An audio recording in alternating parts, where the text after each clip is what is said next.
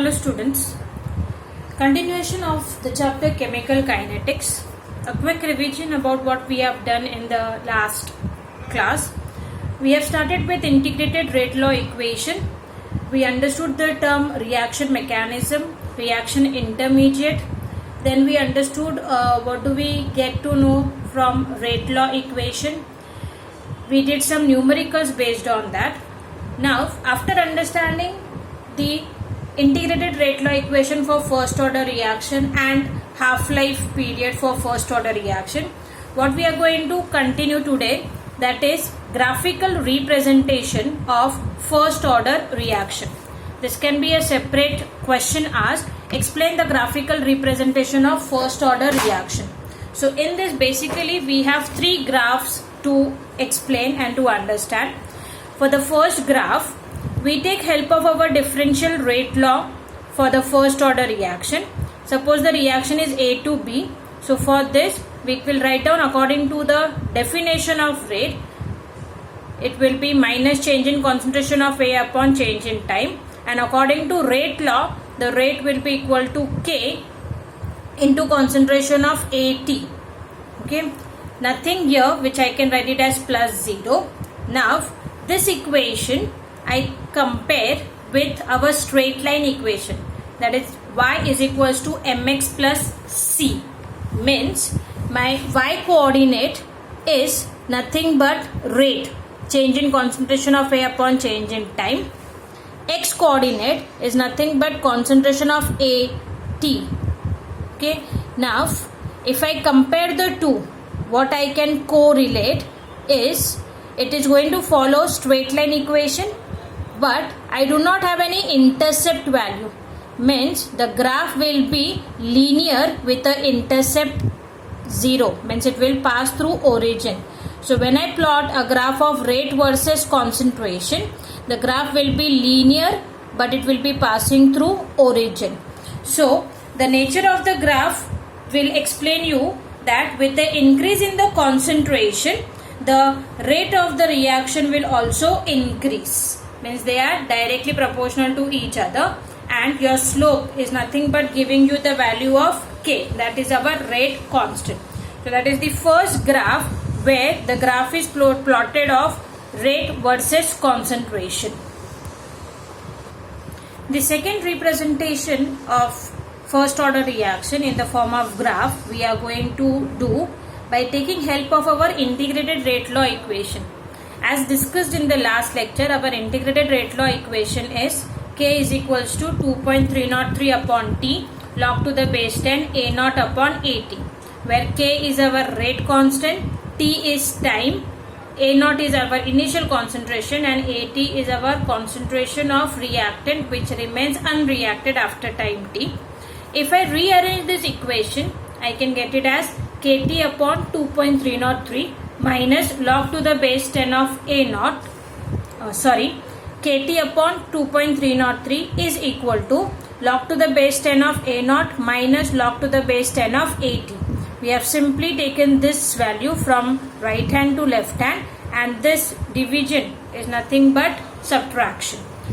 Then we rearrange it further so as to get log to the base 10 of AT is equals to minus KT upon 2.303 plus log to the base 10 of A naught. Now this given equation we compare with our straight line equation, that is y equals to mx plus c. So our y coordinate is log to the base 10 of AT. Our x coordinate is time. So we could see that it is following our straight line equation.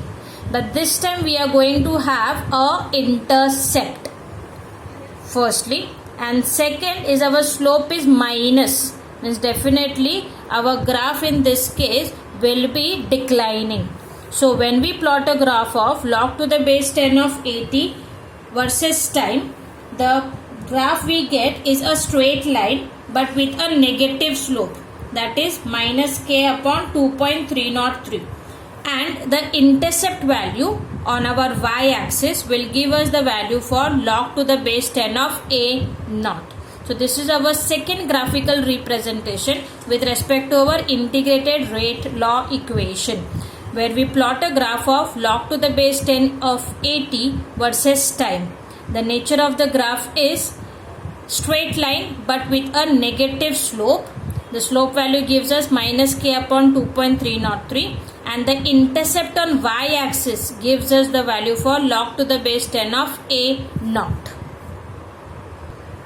Then the third graphical representation we have, where again we are making use of integrated rate law, that is k is equals to 2.303 upon t log to the base 10 a naught upon at.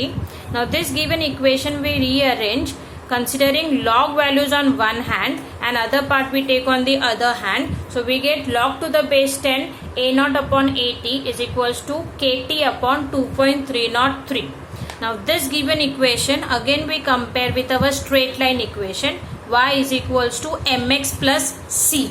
So in this you can see that our y coordinate is log to the base 10 a naught upon at, x coordinate is our time, slope we get as k is equals to 2.303. The correlation between the two is linear and in this we do not have any intercept value, means the nature of graph will be straight line but it will be passing through origin. So the nature of graph will be, this would be our type of graph, log to the base 10 of a naught upon at versus time. So the graph will be linear, that is straight line, and it will pass through origin. And if we take a slope of this, the value will give us k upon 2.303. So that is the third graph we have for first order reaction. The first graph we have of rate versus concentration. Second graph we have log to the base 10 of at versus time. And third graph we have log to the base 10 of a naught upon at versus time. So if the question comes, explain the graphical representation of first order reaction, then this is what we have to mention. Firstly, we have to give the nature of the equation and next we have to explain the nature of the graph. After understanding what is first order reaction, what is integrated rate law equation for first order reaction, what is half-life period for first order reaction, what are the graphical representation of first order reaction, the last part we have, that is to understand the examples who really undergo first order reaction. So there we have two examples. The first example is decomposition of hydrogen peroxide. Hydrogen peroxide on decomposition gives us water and oxygen gas. If you see, the reaction has 2 moles of hydrogen peroxide giving us 2 moles of water and 1 mole of oxygen. But on the experimental basis, according to rate law, we find rate is equals to k into concentration of H2O2 raised to the power 1. Means definitely the reaction is first order reaction. Second, we can have example of decomposition of nitrogen pentoxide, that is N2O5, which on decomposition gives us nitrogen dioxide plus oxygen gas. According to the reaction, we require 2 moles of N2O5 giving us 4 moles of NO2 plus 1 mole of oxygen. For this given reaction also, the rate law expression is rate is equals to k into concentration of N2O5. Again you can see it is raised to the power 1. So even this is an example of first order reaction.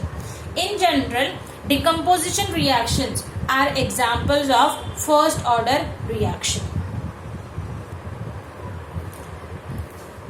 The next part we have to see, that is integrated rate law, again for first order reaction, but this time it is for gas phase. That is, suppose if my reactants and products, they all are in the form of gas, then what will be our integrated rate law equation for first order reaction?